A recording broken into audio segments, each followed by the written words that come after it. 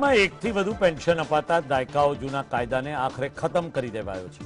પંજાબના રાજ્યપાલ Banwarilal પુરોહિતે 1 MLA 1 pension કાયદાને મંજૂરી આપી।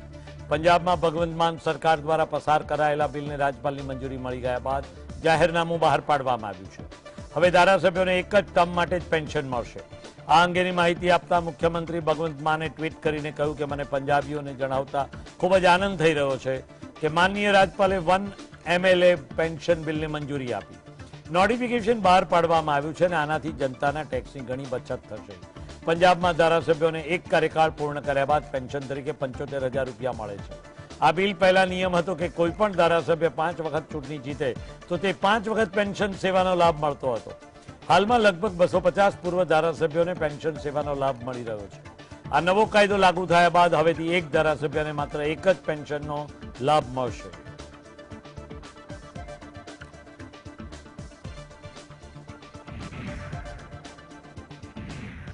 उत्तर प्रदेशના સહરાનપુરથી ઝડપાયેલા આતંકી નદીમ મામલે મોટો ખુલાસો થયો। નદીમ પાકિસ્તાની હેન્ડલર સૈફુલ્લાહના સંપર્કમાં હતો અને સૈફુલ્લાહે તેને નુપુર શર્માની હત્યા કરવાનો આદેશ આપ્યો હતો। નદીમ પોતાના ટાર્ગેટ સુધી પહોંચે તે પહેલા જ यूपी પોલીસની ATS ટીમે તેને ઝડપી પાડ્યો। यूपी પોલીસના એડીજીએ કહ્યું કે નદીમને સોશિયલ મીડિયા પર ખોટું ID બતાવ્યું હતું અને તે દ્વારા પાકિસ્તાનમાં બેઠેલા હેન્ડલરના સંપર્કમાં હતો। પાકિસ્તાનમાં બેઠેલા સૈફુલ્લાહને નદીમને IED બનાવવાના સંબંધિત સાહિત્ય મોકલ્યું હતું। આતંકી નદીમ પાકિસ્તાન અને અફઘાનિસ્તાનના વિભિન્ન હેન્ડલરના સંપર્કમાં હતો। નુપુર શર્मा પર હુમલાથી લઈને અન્ય ટાર્ગેટ મામલે પણ પૂછપરછ ચાલી રહી છે।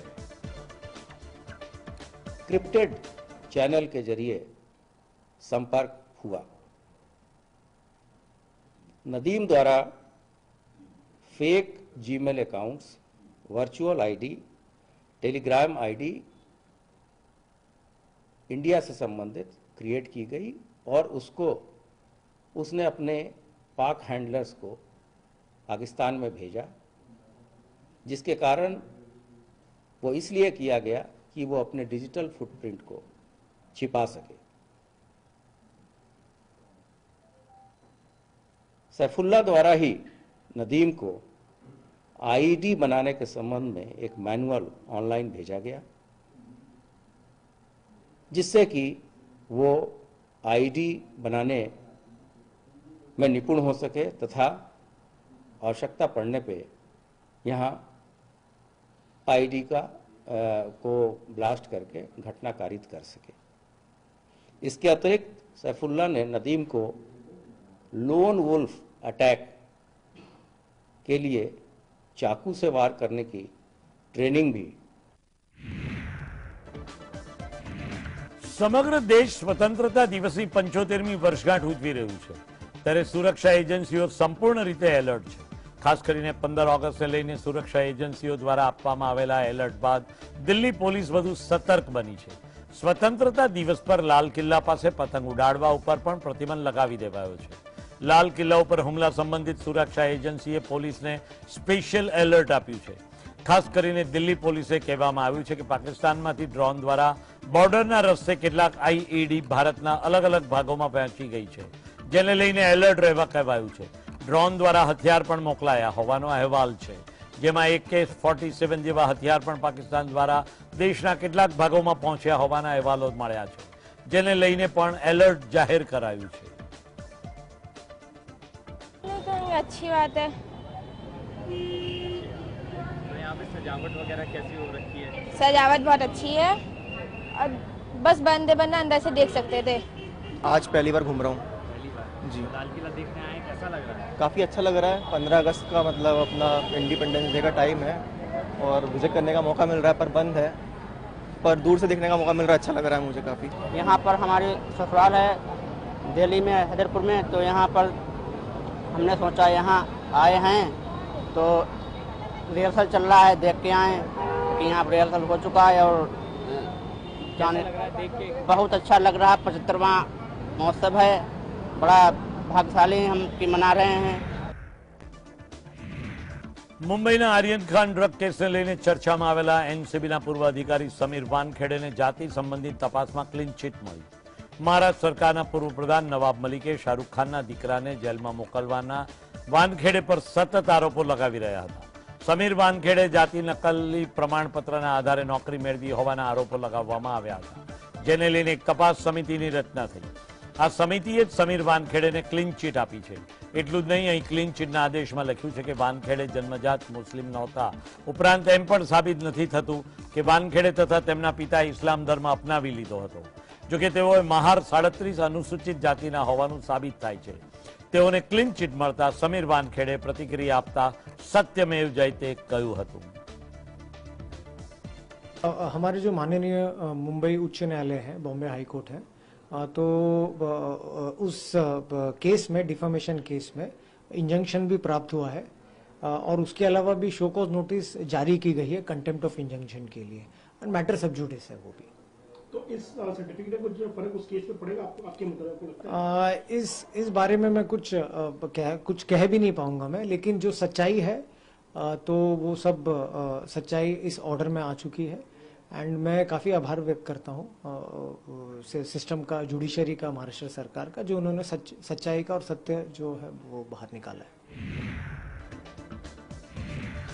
જુલાઈમાં દેશમાં રિટેલ મોંઘવારી દર ઘટીને 6.71% પર આવી ગયો. છૂટક મોંઘવારી ઘટવા પાછળનું મુખ્ય કારણ ખાદ્ય ચીજ વસ્તુઓના ભાવમાં ઘટાડો છે. જોકે હવે તેના પર પણ રાજકીય ગરમાવો શરૂ થયો છે અને કોંગ્રેસ નેતાઓ, ભાજપ સરકારના નેતાઓ ઓફિસમાંથી બહાર આવીને બજારમાં જઈ ભાવ જાણે આપે તેવી સલાહ આપી છે. In far better position, and even inflation, retail inflation, it is coming down. Consumer price index CPI is coming down day by day, and I am quite confident all these measures will give the result. And in comparison with the other the nations in the world and also our neighboring countries, I don't expect that neighboring countries should suffer. But if you compare, we are in a best position and not better position, and not only that, we are best performing economy of the world. This is not acknowledged by me or Srimati Nirmala Sitharaman. It is being acknowledged by the world. They should understand. बहुत ज़्यादा कम नहीं है और ये केवल सरकार को आंकड़ेबाजी तक ही सीमित है. और जब बाज़ार में जाइए तो किसी भी तरह की महंगाई कम होती नज़र नहीं आ रही. तो कहाँ के आंकड़े हैं, किस तरह के आंकड़े हैं, ये तो सरकार ही बता सकती है. लेकिन सरकार के नुमाइंदा कोई बाज़ार जाके देखे किस तरह से महंगाई अभी भी है और किस तरह से जो सामान्य नागरिक उसको महसूस करते हैं. તો આ તરફ મફત રેવડી મામલે સુપ્રીમ લાલ ઘૂમ છે અને ભાજપ દ્વારા દિલ્હીની આપ સરકાર પર પ્રહાર કરવામાં આવી રહ્યા છે. તેનો જવાબ આપના સાંસદ સંજય સિંહે આપ્યો છે. કેન્દ્રીય પ્રધાનોને જે મફત વીજળી પાણી મળે તે પણ પ્રજાના પૈસાના જ છે. અત્યારે આપણે પ્રજાના પ્રતિનિધિ તરીકે પ્રજાને મફતમાં સેવા આપવી જોઈએ તેમ કહ્યું. 2.5 लाख करोड़ रुपए अपने एक करीबी मित्र को आदरणीय प्रधानमंत्री जी ने लोन दिया है. इस देश के अंदर 68,000 करोड़ रुपए उन लोगों का माफ कर दिया गया, आपको जान के हैरानी होगी, जो भगोड़े हैं. 50 भगोड़ों का 68,000 करोड़ माफ कर दिया गया. इतने में तो पूरे हिंदुस्तान के किसानों का कर्जा माफ हो जाता, फसल की आमदनी दोगुना हो जाती, एमएसपी बढ़ा सकते थे आप. अग्निपथ में नौजवानों को तनख्वाह देने के लिए पैसा नहीं है, 19 साल की नौकरी देने के लिए, पेंशन देने के लिए पैसा नहीं है. 63,000 करोड़ रुपए आप भारत की सेना का कम कर देते हैं. कॉर्पोरेट टैक्स घटा के आप 30% से 22% कर देते हैं. 1,80,000 करोड़ रुपए का देश के बजट को घाटा होता है. लेकिन आटा पे, दाल पे, चावल पे, गेहूं पे, गुड़ पे, दूध पे, दही पे, छाछ पे, डीजल पे, पेट्रोल पे, उस पे टैक्स लगाओगे, देश के अंदर महंगाई बढ़ाओगे. और उस महंगाई से अगर केजरीवाल जी राहत देना चाहते हैं तो मुफ्त की रेवड़ी, मुफ्त की रेवड़ी, मुफ्त की रेवड़ी कह कह के रोज अपमानित कर रहे हैं लोग. प्रहलाद जोशी ने ये नहीं बताया कि कितने बड़े कमरे में वो बैठते हैं और उनके जो बंगले की और कमरे की, ऑफिस की जो मेंटेनेंस होती है, जिस गाड़ी में वो चलते हैं, जिस जहाज में वो उड़ते हैं, वो किसका पैसा है? वो देश की जनता का पैसा है. 12 करोड़ की जिस गाड़ी से प्रधानमंत्री जी चलते हैं, जिस हजारों करोड़ की जहाज से चलते हैं, वो देश की जनता का पैसा है. सांसदों विधायकों को जो फ्री बिजली मिलती है, फ्री पानी की सुविधा मिलती है, लाखों रुपए की तनख्वाह मिलती है, वो जनता के पैसे से मिलती है। तो जनता के पैसे से नेताओं को सुविधा मिल सकती है, तो जनता કોંગ્રેસ અધ્યક્ષા સોનિયા ગાંધી ફરી એક વખત કોરોના સંક્રમિત થયા. કોંગ્રેસના મહાસચિવ જયરામ રમેશે ટ્વીટ કરીને સોનિયા ગાંધી સંક્રમિત થયાની માહિતી આપી હતી. જયરામ રમેશે ટ્વીટ કરતા લખ્યું કે કોંગ્રેસ અધ્યક્ષ સોનિયા ગાંધી કોરોના સંક્રમિત થયા છે. સરકાર દ્વારા જાહેર કરાયેલા પ્રોટોકોલને પગલે તે આઇસોલેશનમાં રહેશે. સોનિયા ગાંધી ગત 2 જૂને પણ કોરોના સંક્રમિત થયા હતા. તેમજ ગંગારામ હોસ્પિટલમાં દાખલ કરવામાં આવ્યા હતા, જ્યાં તેમની તબિયત વધુ ખરાબ થઈ ગઈ. ગત બુધવારે પ્રિયંકા ગાંધી પણ કોરોના ચેપની ઝપેટમાં આવ્યા હતા. તે પણ હાલમાં આઇસોલેશનમાં છે. ભૂતપૂર્વ લોકસભા સ્પીકર મીરા કુમારને પણ કોરોના થયો છે. રાજધાની દિલ્હીમાં મંકીપોક્સનો વધુ એક કેસ નોંધાયો. દિલ્હીમાં હવે મંકીપોક્સના કુલ 5 કેસ નોંધાયા છે, જેમાંથી એક દર્દી સાજા પણ થયા. જે નવો કેસ નોંધાયો તે દર્દી LNJP હોસ્પિટલમાં દાખલ કરવામાં આવ્યા છે. દેશમાં મંકીપોક્સનો પહેલો દર્દી 14 જુલાઈએ કેરળમાં નોંધાયો હતો. તે દર્દી સંયુક્ત અરબ અમીરાતથી પરત ફર્યો હતો. જે બાદ 18 જુલાઈએ કેરળમાં જ બીજો કેસ નોંધાયો, જ્યારે ત્રીજો કેસ પણ કેરળનો હતો. દિલ્હીમાં પહેલો કેસ 24 જુલાઈએ મળ્યો, જેને કોઈ ટ્રાવેલ હિસ્ટ્રી ન હતી. દેશમાં મંકીપોક્સથી વધુ એક દર્દીનું મોત પણ થયું. આ દર્દી કેરળના 22 વર્ષનો યુવક હતો, જે સંયુક્ત અરબ અમીરાતથી પરત ફર્યો હતો. हाँ, एक पेशेंट हमारे पास और एडमिट हुआ है और उसका हमने सैंपल भेजा था, वो पॉजिटिव आया. सो टोटल हमारे पास अभी 4 पेशेंट एडमिट है और एक पेशेंट को हमने डिस्चार्ज कर दिया है. यानी कि दिल्ली में अभी तक 5 पेशेंट रिपोर्ट हो चुके हैं. ये जो फीमेल है, इसका टेस्ट हमारे पास कल ही पॉजिटिव आया है और अभी स्टेबल है. उनको डॉक्टरों का जो टीम है उसकी पूरी निगरानी कर रहे हैं, पूरा उनका ट्रीटमेंट कर रहे हैं और हम आशा करते हैं कि वो जल्दी स्वस्थ हो जाए. ઉત્તરાખંડમાંથી નીકળતી ગંગાની સહાયક નદીઓ અલકનંદા અને ભાગીરથીની તબિયત કથળી રહી છે. આ બંને નદીઓના પાણીને આરોગ્યપ્રદ બનાવતા માઇક્રો ઇન્વર્ટેબ્લેટ્સ એટલે કે ફ્રેન્ડલી બેક્ટેરિયા વધતા જતા પ્રદૂષણને કારણે તેમાંથી લુપ્ત થઈ રહ્યા છે. ઇન્ડિયન વાઇલ્ડ લાઇફ સોસાયટીના એક રિસર્ચમાં આ વાતનો ખુલાસો થયો. ભાગીરથી નદીના ગૌમુખથી લઈને દેવપ્રયાગ સુધી સંખ્યાબંધ જગ્યાએ નદીના પાણીમાં આ જ ફ્રેન્ડલી બેક્ટેરિયા રહ્યા જ નથી, અથવા તો બહુ જ ઓછી માત્રામાં છે. આ સ્થિતિ અલકનંદા નદીમાં પણ જોવા મળી. વૈજ્ઞાનિકોનું કહેવું છે કે ફ્રેન્ડલી બેક્ટેરિયાની ઓછી સંખ્યા એ વાતનો નિર્દેશ કરી રહી છે કે પાણીની ગુણવત્તા હવે યોગ્ય નથી.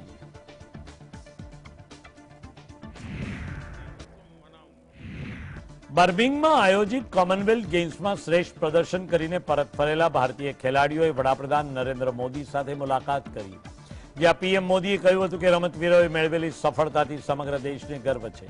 ભારતના લોકો એલાર્મ લગાવીને વહેલી સવારે ઉઠીને પણ ભારતીય ખેલાડીઓની સ્પર્ધા જોતા હતા. પીએમ મોદીએ પીવી સિદ્ધુ, મીરાબાઈ ચાનુ, બજરંગ પુનિયા સહિતના મેડલ જીતનારા ખેલાડીઓના ભરપેટ વખાણ કર્યા. તો પહેલી વખત કોમનવેલ્થ ગેમ્સમાં ભાગ લેનારા તેમજ પદક મેળવનારા પણ વખાણ કર્યા. કોમનવેલ્થ ગેમમાં ભારતીય ખેલાડીઓ 22 ગોલ્ડ મેડલ સહિત 61 મેડલ જીતીને આવ્યા છે. समय में आप में से कईयों से किसी न किसी रूप में मुझे संपर्क में रहने का अवसर मिला है, बातचीत करने का अवसर मिला है. लेकिन मेरे लिए खुशी है कि आप समय निकाल करके मेरे निवास स्थान पर आए और परिवार के एक सदस्य के रूप में आए हैं. तो आपकी सिद्धि का यश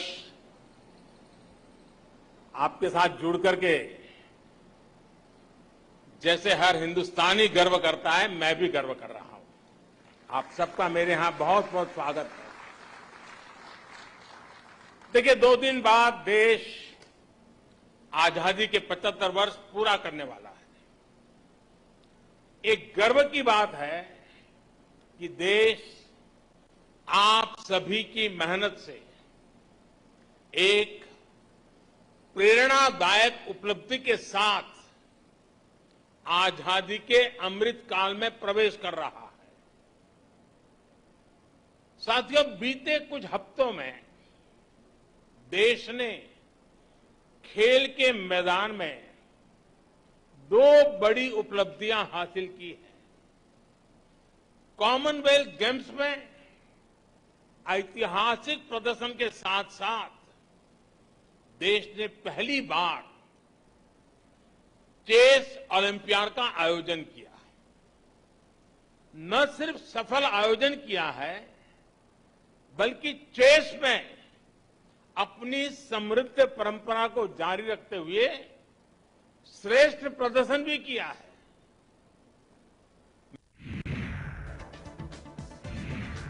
સમગ્ર દેશમાં હર ઘર તિરંગા અભિયાનની ઉજવણી થઈ રહી છે, ત્યારે ચંદીગઢ ખાતે તિરંગાની હ્યુમન ચેઇન બનાવવામાં આવી, જેને ગિનીઝ બુક ઓફ વર્લ્ડ રેકોર્ડમાં સ્થાન મળ્યું। સેક્ટર 16માં આવેલા મેદાનમાં હ્યુમન તિરંગા બનાવવામાં આવ્યો, જેમાં મોટી સંખ્યામાં વિદ્યાર્થીઓ સામેલ થયા હતા।